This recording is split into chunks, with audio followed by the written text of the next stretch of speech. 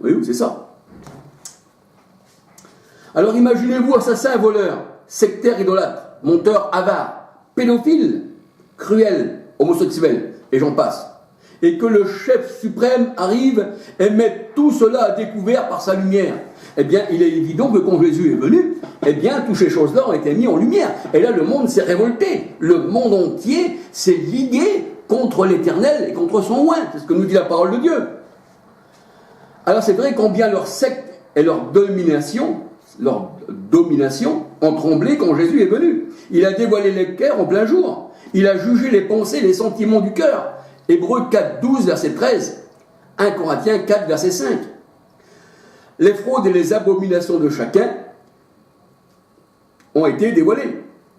C'est pour cela que les pharisiens, étant dévoilés, Marc 7, verset 1 à 23, criaient à mort pour que Jésus soit crucifié. Matthieu 27, verset 31. À mort, qu'on le crucifie. Acte 2, 23. Jean 11, 50. Et où Caïphe aussi avait bien compris, eh bien, que Jésus l'avait dévoilé, que sa tradition, malgré qu'il était, eh bien, sacrificateur, que c'était qu'une tradition d'homme, eh bien, il avait bien compris qu'il fallait qu'un seul homme meure pour pas que toute la nation entière, eh bien, devait périr. La supercherie est dévoilée par quoi? Eh bien, par l'Esprit Saint, qui nous enseigne toute la vérité et qui nous enseigne tout. Jean 14, 26. Jean 8, verset 32. Et Jean 16, 13. La vérité est venue par Jésus-Christ, cela signifie que le monde n'avait pas la vérité avant la vue de Jésus. Et ils n'ont toujours pas. Seuls les élus ont reçu la vérité. Parce que le Seigneur a dit, à vous, eh bien, il vous a été donné de connaître les mystères du royaume des cieux. Voyez-vous, c'est aux élus. Et le monde, eh bien, il est toujours dans les ténèbres parce qu'il n'a pas accepté le Seigneur. Jean 1, verset 1 à 13. Voyez-vous. Et le Seigneur, il veut une église sans tache ni ride. Voyez-vous, c'est pour ça que nul impur ne peut rentrer dans le royaume des cieux. Éphésiens 5, versets 26-27. Il veut une église pure, sans tache ni ride, mais cette église, c'est lui qui l'a bâtie, et il est le constructeur et l'architecte. Et c'est la nouvelle Jérusalem, l'épouse du Christ.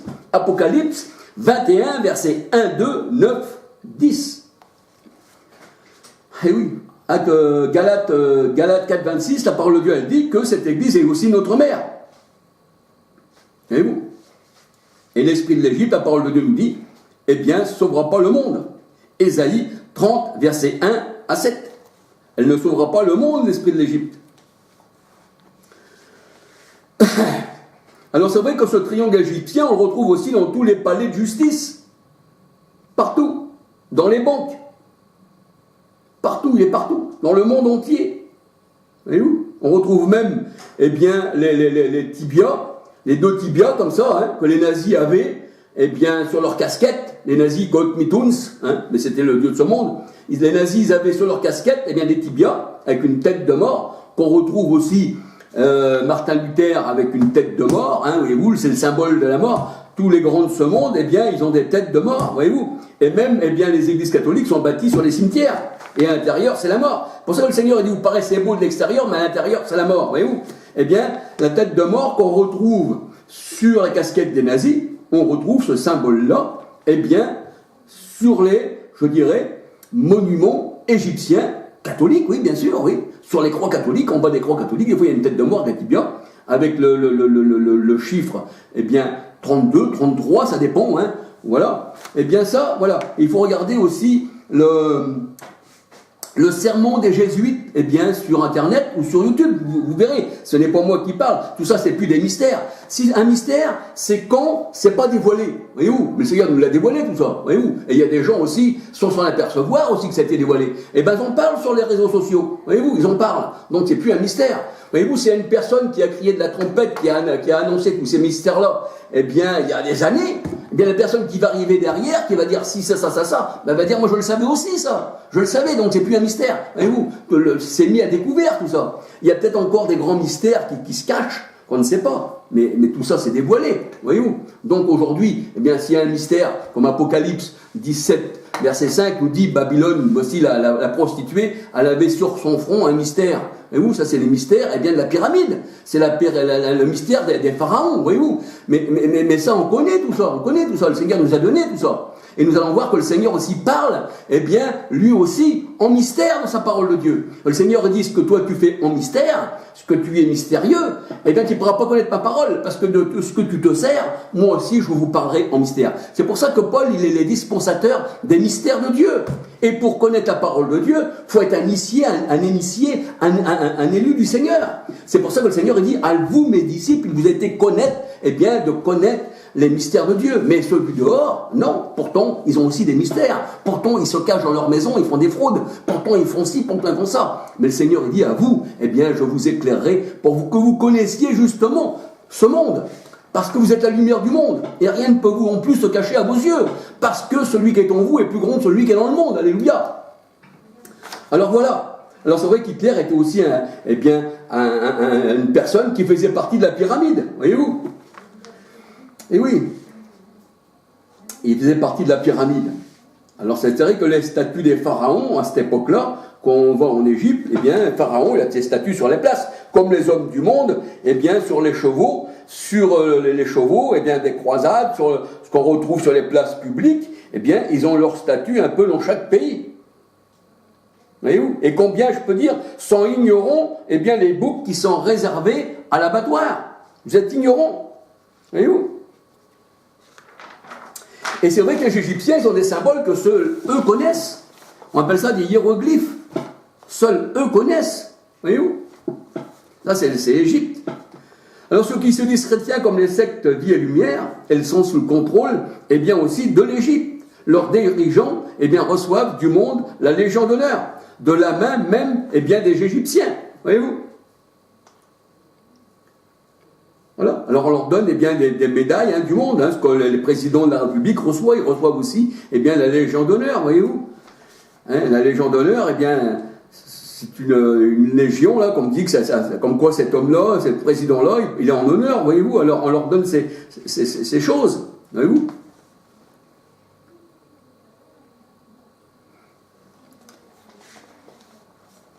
Alors c'est vrai que celui qui a la Légion d'honneur dans ce monde, la Légion d'honneur lui assume aussi de recevoir des choses du monde, vous savez. Et oui, ça il fait profiter un peu du luxe.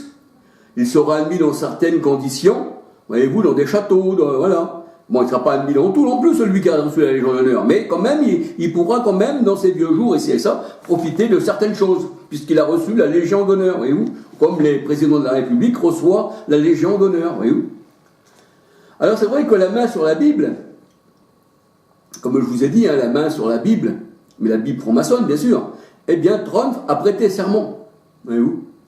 Et comme je vous ai dit que les pentecôtistes, ont voté pour Trump. Ils ont voté donc pour une autre religion, voyez-vous. Donc, comme ils sont emportés à tout vent de doctrine et qu'ils sont aveugles, ils n'ont pas réalisé qu'ils étaient, pris dans un filet et qui les ont emmenés au fond de la mer, parce que la mer représente les grandes eaux, représente le monde. Apocalypse 17, 1, 15.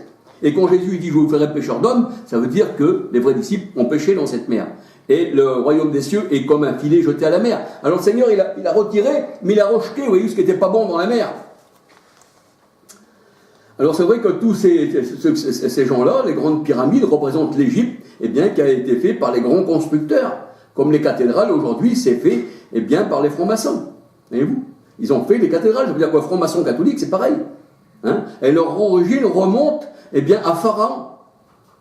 Et leur chef, est Hiram de Tyr, celui qui a fait, le temple de Salomon. Un roi, 7, verset 13 à 51. Voyez-vous, ça c'est la lignée de l'Égypte. Mais ça, on n'est pas ignorant que cette race-là, c'est l'Égypte, c'est toujours l'Égypte, c'est égyptien. Il n'est pas étonnant que celui qui se dit être le chef de l'Amérique a prêté serment sur une Bible franc-maçonne. Ben oui. Le monde s'est choisi un roi charnel qui le tyrannise et il aime cela. Vous voyez l'histoire du roi Saül en son temps. C'est ce que je vous disais. 1 Samuel 8, versets 1 à 22.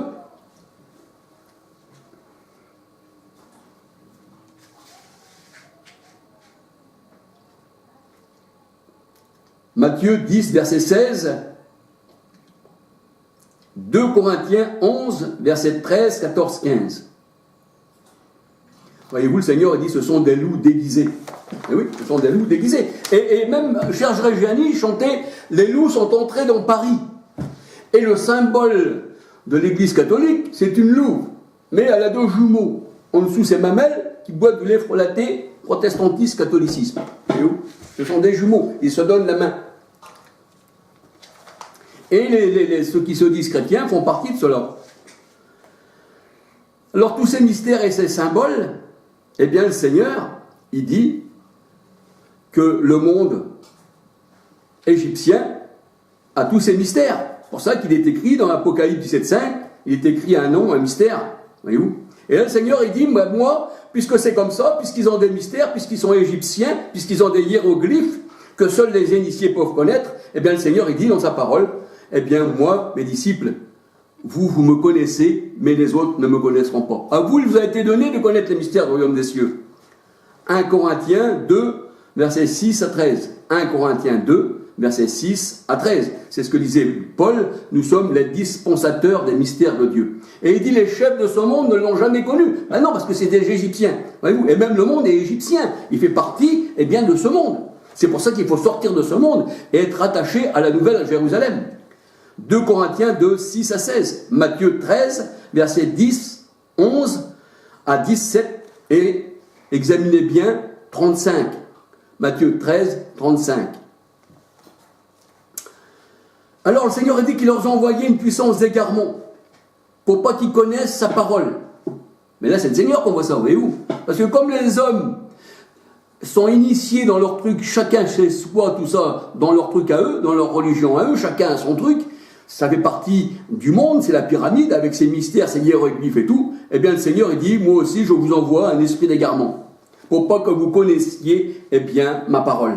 2 Thessaloniciens 2, verset 10, 12, pardon, 2 Thessaloniciens 2, verset 10, 11, 12. Alors le monde a été égaré par l'esprit venant de Dieu, comme Saül. Saül, c'était un roi charnel. Il a fait le mal, il allait se mettre à genoux devant des sectes, il était déjà une secte lui-même, mais puisque les sectes aiment les sectes, c'est ça, hein, eh bien il se mettait en relation avec une femme qui invoquait les morts, c'est-à-dire les squelettes, qui se retrouvaient là, voyez-vous, et pourtant il disait, bon, moi je l'ai fait disparaître, mais il est revenu, et là, bien, il a été égaré, la parole de Dieu, elle dit, par un esprit d'égarement venant de l'Éternel, 1 Samuel 16, 14.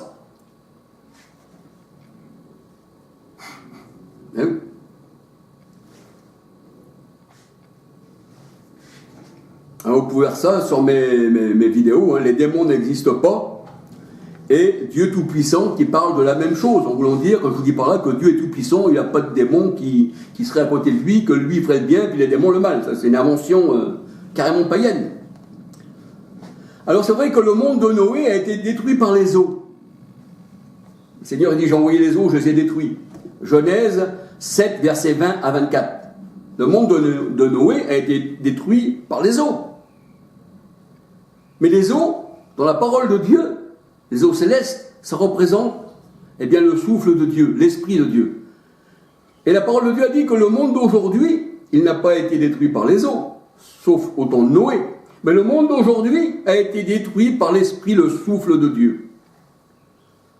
Job 4, verset 9, Deutéronome 32, verset 26, Job 15, verset 30, 2 Thessaloniciens 2, 8 et Jean 16, 33. J'ai vaincu le monde. Et Dieu renouvelle la terre, c'est-à-dire les hommes, par son esprit. Psaume 104, verset 30. L'ancienne terre est passée, Apocalypse 21, versets 1, 2, 9, 10. Jésus nous a ôtés du monde et on ne fait plus partie du monde. C'est ce qu'il dit dans sa parole, le Seigneur. La nouvelle terre et le nouveau ciel est créé et nous avons un ciel nouveau et une nouvelle terre qui est l'homme nouveau avec un esprit nouveau, parce que le ciel représente l'esprit, voyez-vous. Ésaïe 62, verset 2 à 18. Ésaïe 62, verset 2 à 12, pardon. Ésaïe 62, verset 2 à 12. Ésaïe 51, verset 16. et Ésaïe 65, versets 17 à 20. Et cette nouvelle terre, on l'appelle épouse. Et je vis la nouvelle Jérusalem descendre du ciel, et c'était comme une épouse parée pour son époux. Alléluia. Et la nouvelle terre, la nouvelle Jérusalem, elle n'est pas pour les méchants, ni les débauchés, ni les idolâtres, ni les adultères, ni les efféminés, ni les homosexuels, ni les soi-disant, pasteurs, voyez, mariés ensemble, qui marient les gens ensemble, et que même le mariage n'est même pas institué dans la parole de Dieu. Jamais la Bible, la parole de Dieu, nous dit, voici, tu marieras un homme avec un autre homme. C'est pas écrit. Donnez-moi le passage, qu'on puisse en discuter. Voyez-vous? Alors, ni les voleurs, qui dit le Seigneur, et ni les ivrognes, et ni les outrageux, ni les ravisseurs d'hommes, parce que les ravisseurs d'hommes, c'est tous ceux qui les attirent dans leur secte, ils sont ravis. Voyez-vous, le Seigneur a dit, vous faites le monde entier pour faire un prosélyte, mais quand il est devenu, il est pire que vous. Donc vous êtes des ravisseurs d'hommes. Voyez-vous, qui les emmènent dans leur secte pour les perdre. 1 Corinthiens 6, versets 9, 10, 11. Et dans la Nouvelle Jérusalem, la parole de Dieu nous dit qu'il n'y a plus de nuit. Ben oui, parce que c'est Christ qui éclaire. Il n'y a plus de voile. Il n'y a plus de méchants, puisqu'aucun méchant, aucun adultère ne peut rentrer. Donc il n'y a plus de nuit. Tout est mis à nu. La lumière de Christ brille. Et où? Et il ne rentre pas dans cette Jérusalem aucun impur. 1 Corinthiens 6, versets 10, 11. C'est ce que nous dit la parole de Dieu.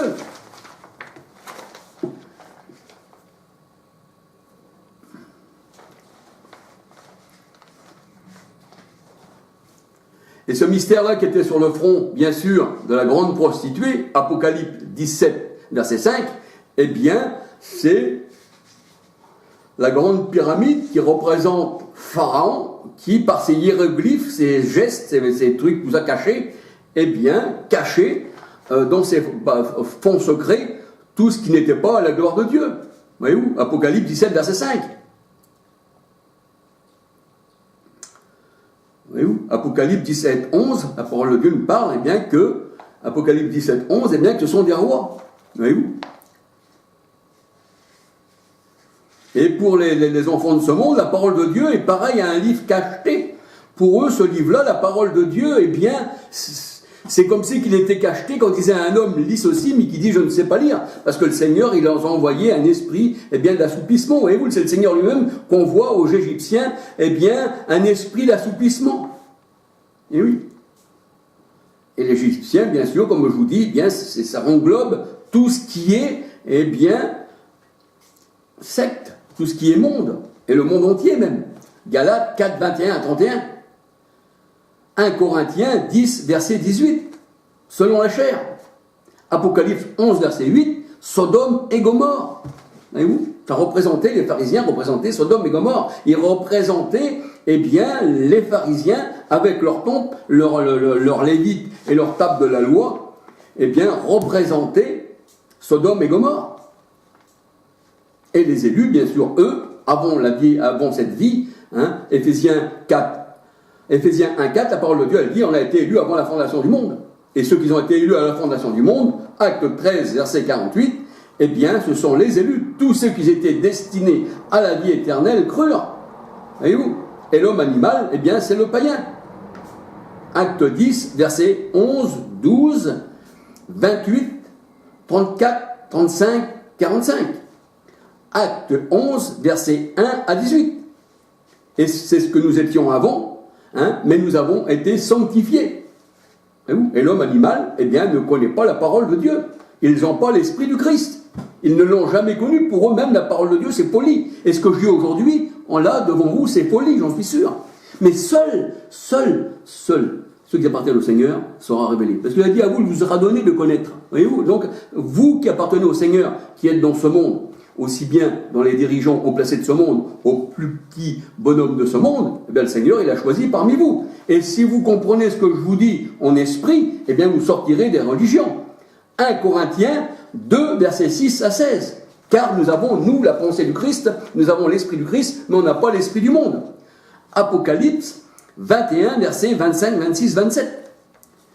Et on peut regarder que Nicodème était un docteur de la loi, et il ne connaissait rien de la nouvelle naissance. Et du Christ, la loi ne lui avait pas donné la vie pour autant. Au contraire, elle le condamnait, car un seul commandement de la loi qui n'était pas accomplie faisait que la loi, elle était, eh bien, abolie. Jacques de 11, c'est Jacques de 11 qui le dit. La loi produisait la mort. Romains 4, verset 15.